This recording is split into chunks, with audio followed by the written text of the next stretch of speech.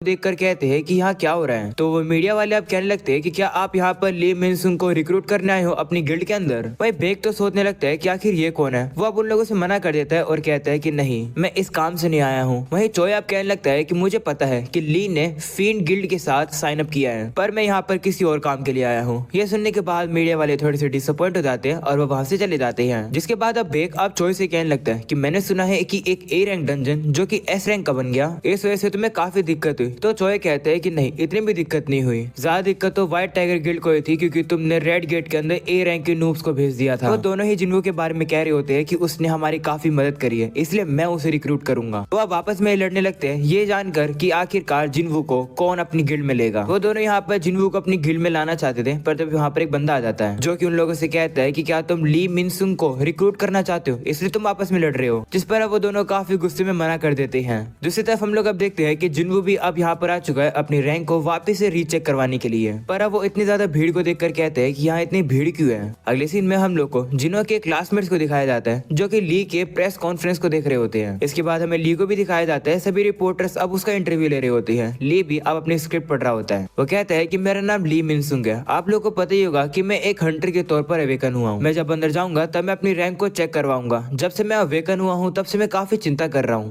पर मैंने डिसाइड कर लिया है कि जो मिशन मुझे दिया गया है मैं उसे पूरा करूंगा। मैं फिन गिल्ड के मास्टर लिम के अंडर काम करूंगा। हम अब देखते हैं कि इसी बंदे का नाम होता है लिम। ये सब सुनने के बाद अब रिपोर्टर्स अब ली से कहते हैं कि क्या इसका मतलब है कि तुम एंटरटेनमेंट इंडस्ट्री को छोड़ रहे हो, क्या तुम पूरी तरह से एक हंटर बनने वाले हो। ये सुनकर ली अब अपने मन में कहता है बिल्कुल भी नहीं, मुझे काफी समय पहले पता चल गया है कि मेरी ए रैंक है। गिल्ड के साथ मेरा कॉन्ट्रैक्ट 2 साल का है। इस टाइम में मैं हंटर बनूंगा और तब एंटरटेनमेंट इंडस्ट्री में वापस आऊंगा 2 साल बाद। तब तक मेरे पास काफी अचीवमेंट्स भी होंगे। वह सभी लोगों से कहता है कि मैं अपनी लाइफ को जोखिम में डालकर लड़ाई करूंगा। वो अपनी स्पीच दे रहा होता है तभी जिन्वू वहां पर आता है, पर गेट पर ही उसे रोक लिया जाता है ये कहकर कि ली का कॉन्फ्रेंस चल रहा है, इसलिए रुको, तुम अंदर नहीं जा सकते हो। ये देखकर चेयरमैन गो वहां पर आ जाते हैं। वो अब उस बंदे से कहते हैं कि ये मेरा गेस्ट है, इसे अंदर आने दो। जिसके बाद गो भी अब ली से कहता है कि मैंने तुम्हें रिक्वेस्ट करी थी ना कि प्रेस कॉन्फ्रेंस इस समय मत करना। ऐसा बोलने के बाद वो जिन्वू को अपने साथ ले जाता है। वहीं पर ली को अब गुस्सा आ जाता है। वो जिन्वू के बारे में कहने लगता है कि जिन्वू ने तो मेरा इवेंट खराब कर दिया। वो अब सभी लोगों से कहता है कि माफ करना, पर अब मैं अंदर जा रहा हूँ अपनी रैंक को चेक कराने के लिए। वो अब अंदर जा ही रहा होता है तभी जिन चुलू से रोक लेता है और कहता है कि अंदर ऑलरेडी एक रीचेकिंग चल रही है हंटर की, तो बाद में ही एंटर करना। ये सुनकर लिया उससे कहता है कि तुम्हें पता है ना कि मैं कौन हूँ, मुझे अंदर जाने दो, नहीं तो तुम अपनी जॉब से हाथ खो बैठोगे। जिस पर अब जिनचुल कहता है कि मुझे नहीं पता कि तुम कौन हो, पर अगर तुम यहाँ पर मुसीबत खड़ी करने आए हो तो ये तुम्हारे लिए काफी बुरा डिसीजन होगा। ये सुनकर ली की बोलती बंद हो जाती है। इसके बाद अब जिन जब अंदर जा रहा होता है तब वो वहाँ पर बेक और चोय को देखता है। जिसके बाद गो अब जिन्वू को बताता है कि ये लोग आज के रिजल्ट का वेट कर रहे हैं। 2 साल बाद एक नया एस रैंक का हंटर आया है, इसलिए वो तुम्हारी ताकत जानना चाहते हैं। इसके बाद अब वो लोग जिन्वू को एक रूम में ले आते हैं और कहते हैं कि तुम्हारी रैंक को वापस से चेक करने से पहले हम लोग तुम्हारी हंटर एबिलिटी सिस्टम देखना चाहते हैं, आखिर तुम कौन सी एबिलिटी यूज कर सकते हो। तो जिन्वू अब उन्हें एक सोल्जर समन करके दिखाता है, जो देखकर वो बंदा कहता है कि क्या तुम सिर्फ समनिंग मैजिक कर सकते हो। तो जिन्वू कहते हैं हाँ, पर और भी कुछ कर सकता हूँ। तभी गो अब जिन्वू से कहने लगता है कि जिनचुल ने मुझे तुम्हारे बारे में रिपोर्ट दी है, तुम इससे भी ज्यादा कर सकते हो ना, इसलिए करके दिखाओ। तो जिन्वू के पास भी अब और कोई चॉइस नहीं होती है। वो वहाँ पर पूरी आर्मी को ही खड़ा कर देता है, जो देखकर सभी लोग काफी हैरान हो जाते हैं। वहीं चोय कहते हैं कि ये तो काफी खतरनाक मैजिकल पावर है। दूसरी तरफ बेग भी कहने लगता है कि जिन्वू तो मुझसे भी ज्यादा ताकतवर है, तो ये है इसकी पावर। अगले सीन में हम लोग अब देखते हैं कि जिन्वू की अब रैंक वापस से चेक हो जाती है और अब उसे एक एस रैंक का नया हंटर लाइसेंस मिल जाता है। ये देखकर जिन्वू खुश होता है और कहता है कि अब मैं स्पीयर ऑफ एवरेस्ट को बेच पाऊंगा। मुझे इक्विपमेंट्स की जरूरत है जिससे कि मैं जाकर डीमन कैसल को कॉन्कर कर सकूं।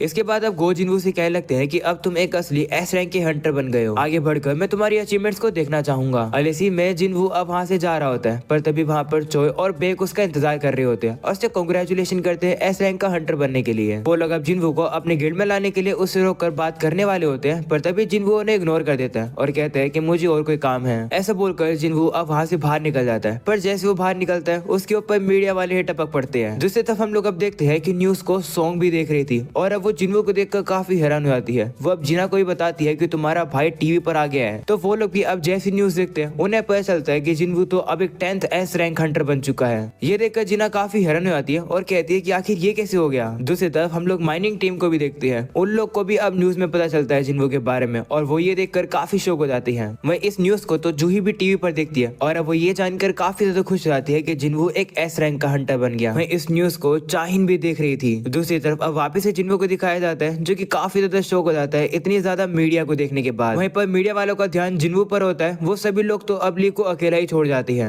दूसरे सीन में हम लोग को जिन्हो को दिखाया जाता है जो कि अपने फादर से कहता है कि मैं जिन्वो का माइंड चेंज नहीं कर पाया। वो अब याद करते हैं कि जब वो जिन्वो से बात करने गया था तो जिन्वो ने उससे कहा था कि माफ करना, पर मुझे कुछ और अकेले कंप्लीट करना है। इसके लिए मुझे लड़ते रहना होगा और ताकतवर बनते रहना होगा। फिलहाल के लिए किसी भी ऑर्गेनाइजेशन को ज्वाइन करना मेरी प्रोग्रेस बिगाड़ देगा। मैं चाहता हूँ कि तुम मुझे फॉलो करो। इस बारे में अब जिन्हो अपने फादर को बताता है कि जिन्हो ने से ये बात कही थी। ये सुनकर उसके फादर कहते हैं कि ये काफी सेल्फिश डिसीजन है। मैं तो इस प्रोजेक्ट पर तुम्हारे भाई पर विश्वास करा था, पर तुम आए और अपनी स्पीच देके गए, पर तुम कुछ भी नहीं कर पाए। अब तुम सारी चीजों को अबैंडन कर रहे हो और छोड़ रहे हो। तुम्हें लगता है कि ऐसा करना सही होगा? जिस पर जिन्हो कहता है कि लेकिन माफ करना फादर, मैं फिर भी जिन्हो को ही फॉलो करूंगा। ये सुनकर उसके फादर कहते हैं कि ठीक है, तो फिर तुम्हें एक डिसीजन लेना होगा। दूसरी तरफ हम लोग अब देखते हैं कि मीडिया वाले इतने ज्यादा हो जाते हैं कि वहाँ पर बेक और चोय आ जाती है। वो अब जिन्हो से कहते हैं कि हमारे साथ आओ, हम तुम्हें सेफली घर पहुंचा देंगे। जिस पर जिन्हो कहते हैं कि नहीं, इसकी कोई जरूरत नहीं है। ऐसा बोलने के बाद वो वहाँ से काफी तेजी से गायब होकर साइड में आ जाता है और अपने मुंह को ढककर वहाँ से चला जाता है। ये देखकर चोय भी काफी हैरान हो जाता है। वहीं पर बेक के तो होश ही उड़ जाती है। वो कहती है कि मेरी आंखें तक जिन्हो को नहीं देख पाई। ये तो बहुत तेज है, ये तो पिछली बार से भी ज्यादा ताकतवर हो गया है, पर कैसे? अगले सीन में जिन्हो अब अपने इक्विपमेंट्स को खरीदने के लिए हंटर ऑक्शन में आ जाता है। जिन्हो वहाँ पर एक ऐसे आर्टिफैक्ट को खरीदने के लिए आया है जो कि फायर बेस्ड अटैक के खिलाफ डिफेंड कर सके। उसे एक ऐसे इक्विपमेंट चाहिए जो कि डंजन की हीट को रेजिस्ट कर सके। तो बंदा अब जिन्हो को एक चौका दिखाता है और एक रिंग भी। इसके बाद वो जिन्हो को इसका प्राइस दिखाता है। इतने ज्यादा प्राइस को देखकर जिन्हो हैरान होता है और कहता है कि क्या तुम प्राइस थोड़ा कम कर सकते हो? जिस पर वो बंदा कहते हैं नहीं, प्राइस तो फिक्स है, पर लेकिन अगर तुम यहाँ के ग्लास को तोड़ दोगे तो हम तुम्हें कोई भी प्रोडक्ट फ्री में दे देंगे। हमारी दुकान का जो ग्लास है उसके ऊपर मैजिक लगा हुआ है, एक ए रैंक का हंटर तक इसे कुछ नहीं कर सकता है। ये सुनकर जिन्हो अब उस कांच को तोड़ने के लिए तैयार हो जाता है। वो अपनी पावर को यूज करके ग्लास को तोड़ने वाला होता है, पर तभी वो बंदा उसे रोक लेता है और कहता है कि मैं तो बस मजाक कर रहा था। तो अब जिन्हो भी रुक जाता है और कहता है कि ठीक है, तो फिर मुझे कुछ और दिखाओ। तो दूसरा बंदा अब जिन्हो से कहता है कि चलो फिर मैं तुम्हारी मदद करता हूँ क्योंकि मैं वेपन्स का इंचार्ज हूँ। तो अब जिन्हो भी उसके साथ चला जाता है। वहीं पर अब वही वाला बंदा अब देखता है कि जिन्हो ने तो ग्लास को टच तक नहीं करा है, फिर भी वो कांच टूट चुका है। इसके बाद जिन्हो अब एक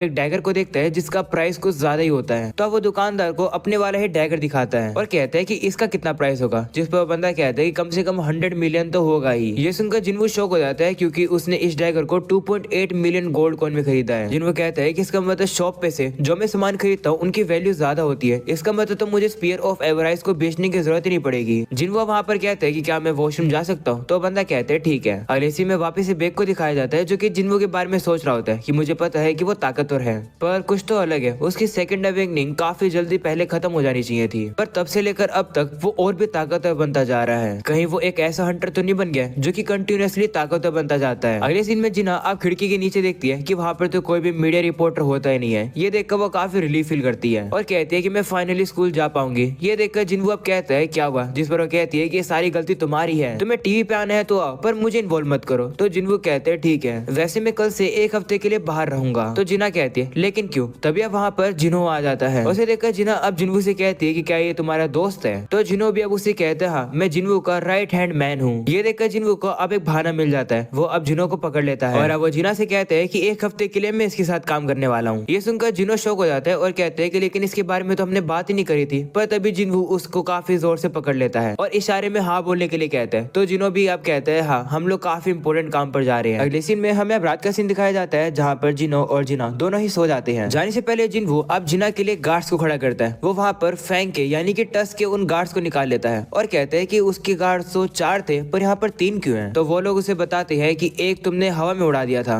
जिस पर जिन्हो कहते हैं कोई बात नहीं, तुम तीनों ऑलरेडी काफी ताकतवर हो, तुम लोग ये संभाल लोगे। वो वहाँ पर एक सोल्जर को कह देता है कि मेरी बहन को प्रोटेक्ट करना। तो वो सोल्जर भी अब वहाँ पर रुक जाता है। जिसके बाद अब जिन्हो अब छत पर आ जाता है और वो वहाँ पर अपनी पूरी आर्मी को निकाल देता है और कहता है कि पेट्रोलिंग करना शुरू करो। तो वो लोग भी अब शुरू हो जाते हैं। ये देखकर जिन्हो अब सोचने लगता है कि क्या इसका मतलब मैं सोसाइटी की मदद करने लगा हूँ। अगले सीन में हमें अब एक एंट मोस्टर को दिखाया जाता है जो कि अब उड़कर इसी शहर में आ रहा है। अगले सीन में अब जिन्हो और जिन्हो एक साथ जा रहे होते हैं। वहीं जिन्हो अब उसे कहता है कि तुम्हें इस तरीके से घर से नहीं भागना चाहिए था। तो जिन्हो कहता है कि चिंता मत करो, इन चीजों को मैंने ही चूज करा है। वैसे तुम दाइंगसुंग टावर में क्या करने वाले हो? आपने कहा था कि आप एक हफ्ते के लिए जाओगे। तो जिन्हो कहता है हाँ, ट्रेनिंग करने के लिए जा रहा हूँ। ये सुनकर जिन्हो हैरान होता है और कहते हैं कि क्या आप और भी ताकतवर बनना चाहते हो? आप ऑलरेडी एस रैंक के हो ना? तो जिन्हो कहते हैं हाँ, मुझे और ट्रेनिंग करनी है। जो सुनकर जिनो अब उसे वहाँ पर छोड़ देता है जिनवो की लोकेशन पर। अगले सीन में जिनवो अब अपनी वाटर बेस्ड रिंग को पहन लेता है और उस रोप को पहन लेता है विंड वाले को। जिनवो अब पूरा तैयार हो जाता है और कहता है कि अब मैं डीमन कैसल को कॉन्कर करना शुरू कर सकता हूँ। तभी उसे क्वेस्ट की इन्फो मिलती है जहाँ पर जिनवो को डीमन सोल्स 2 को कलेक्ट करना है। जिनवो को डीमन मोनार्क बैरन की सोल को कलेक्ट करना है। रिवॉर्ड में उसे शैडो एक्सचेंज रूइन स्टोन मिलेगा। ये सुनकर जिनवो खुश हो जाता है और कहता है कि इसका मतलब यहाँ तो अच्छा रिवॉर्ड मिलेगा। इसके बाद जिनवो टेलीपोर्ट करके 76 फ्लोर पर आ जाता है जहाँ पर वो पिछली बार था। अगले सीन में हमें जिनो की मदर को दिखाया जाता है जो कि जिनो के फादर से कहती है कि मुझे नहीं लगा था कि जिनो घर छोड़ देगा, क्या आप अब अकेला फील कर रहे हो? जिस पर वो कहते हैं नहीं, बस हमारा वो बच्चा था जिसे हमने पाला था और अब वो घर छोड़ गया, वो बस बड़ा हो गया। वो अब कुछ कहने वाले होते हैं पर तभी अचानक से उनकी आंख बंद हो जाती है और वो बेहोश होकर नीचे गिर जाते हैं। ये देखकर जिनो की मदर काफी शॉक हो जाती है। अगले सीन में वापिस से अब उसी कैसल का सीन दिखाया जाता है जहाँ पर अब एक काफी पावरफुल डीमन सामने आ रहा होता है। तभी जिनवो अब वहाँ पर उसी स्पेयर को तैयार कर देता है और वो फैंग यानी कि टस को बाहर निकाल देता है और उसे वो स्पेयर पकड़ा देता है, जिससे कि अब फैंग के जो मैजिकल पावर है वो और भी ज्यादा बूस्ट हो जाती है और अब वो उस डीमन के ऊपर फायर का हमला कर देता है। जिनवो अब ये देखकर काफी ज्यादा शौक हो जाता है कि एक ही हमले में वो सामने वाला डीमन राख बन चुका है। जिनवो अब काफी शौक होता है, कहते हैं कि अभी के लिए मैं फैंग को ही दे दूंगा ये स्पीयर। अगले सीन में जिनो की मदर को दिखाया जाता है जो कि जिनो के फादर से कहती है कि जिनो आपसे मिलने के लिए आया था पर मैंने उसे कह दिया कि आप बस ज्यादा काम करने की वजह से बेहोश हो गए। इसके बाद जिनो के फादर अब याद करते हैं कि डॉक्टर ने उनसे कहा था कि उन्हें एटर्नल स्लंबर हुई है, इससे वो हमेशा के लिए सोते रहेंगे। ये सुनकर वो पूछते हैं कि आखिर मुझे बीमारी हुई कैसे? तो डॉक्टर कहते हैं कि कहा जाता है कि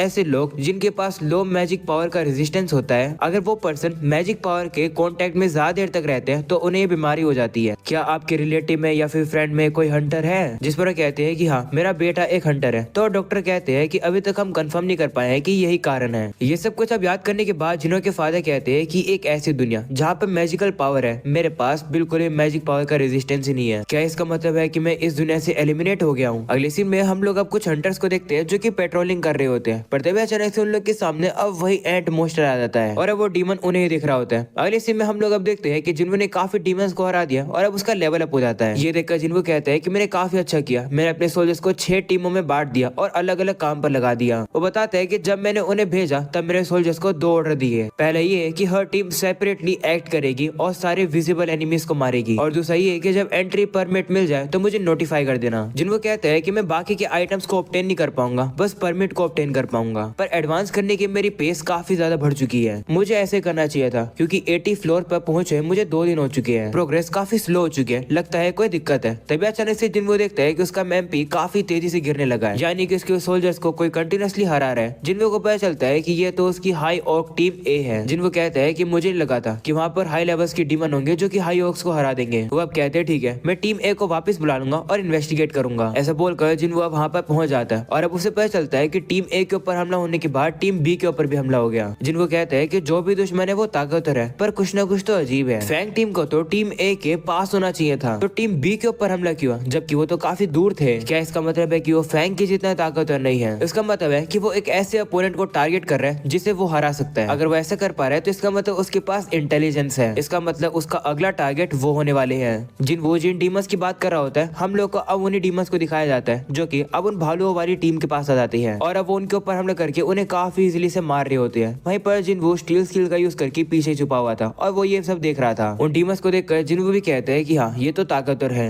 तभी जिनको भी अब उनके सामने आ जाता है। ये देखकर एक डीमन उसके ऊपर हमला करता है पर जिनको उसके अटैक को डॉज कर लेता है। जिनको अब काफी तेजी से घूमकर उसे लात मार के उसे काफी पीछे फेंक देता है। इसके बाद जिनको अपने डैगर को बाहर निकालकर उन डीमंस के ऊपर हमला करके उन्हें खत्म करता है। इस वजह से उसका लेवल अप हो जाता है। जिनको अब कहने लगता है कि मैं हमेशा से ये जानना चाहता था कि क्या मैजिक बीस्ट भी डरते हैं, पर तुम तो डर रहे हो। अब मुझे आंसर मिल गया है कि हाँ मैजिक बीस्ट भी डरते हैं। और अब इसी के साथ ये एपिसोड यही खत्म हो जाता है। उम्मीद है कि तुम लोग को ये एपिसोड पसंद आया होगा। पसंद आया तो प्लीज चैनल को सब्सक्राइब करके ऑल नोटिफिकेशन यहाँ से ऑन कर देना और इस वीडियो को भी लाइक कर देना। तो मिलते हैं अब अगले एपिसोड के अंदर, तब तक के लिए बाय बाय।